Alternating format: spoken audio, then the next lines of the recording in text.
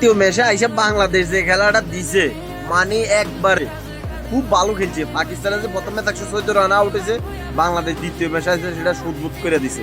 মানে এই ধরনের বাদে খেলা বাংলাদেশের এই যে সাইফ হাসান ছেলেটার টি-20তে প্রথম ভালো খেলার পরে তাকে দিয়ে বাবু ওয়ানডে ঢুকাইতেছে। সাব্বির রহমানের মতো তার ক্যারিয়ারটা নষ্ট করতেছে। এই ড্রাইভারটা কার? সাব্বির রহমান এরকম ও টি-20তে ভালো খেলছিল, তাকে ওয়ানডে টেস্ট সব খেলাতে তার ক্যারিয়ারটা এখন ধ্বংস। মানে তাই আর দলে দলে আইতে হবে। সাইফ হাসান সাইফুদ্দিনের মতোই হইব। সাইফ হাসান সাব্বির রহমানের মতোই হইব, দেখবেন সাব্বির রহমানের মতো এরকম টি-20তে ভালো করার পরে ওয়ানডে টেস্ট সব খেলায় তার ক্যারিয়ারটা ধ্বংস করে দিচ্ছে বাংলাদেশের অবস্থা। সাইফ হাসান আসলে টেস্ট ওয়ানডে ফেলিয়ার না, সাইফ হাসান ওয়ানডে ফেলিয়ার না। সৌম্য সরকার ওয়ানডে ফেলিয়ার, সৌম্য সরকারের সাইড বেঞ্চে বহায় রাখছে। মানে এই ধরনের ফাত্রামি ডিসিশন যে কে নেয় আমার ধরে মাথা ধরে না। সৌম্য সরকার লাস্ট ওয়েস্ট ইন্ডিজ ম্যাচে সে ম্যান অফ দ্য ম্যাচ, অথচ সে সৌম্য সরকার দলে নাই 2 ম্যাচ ধরে।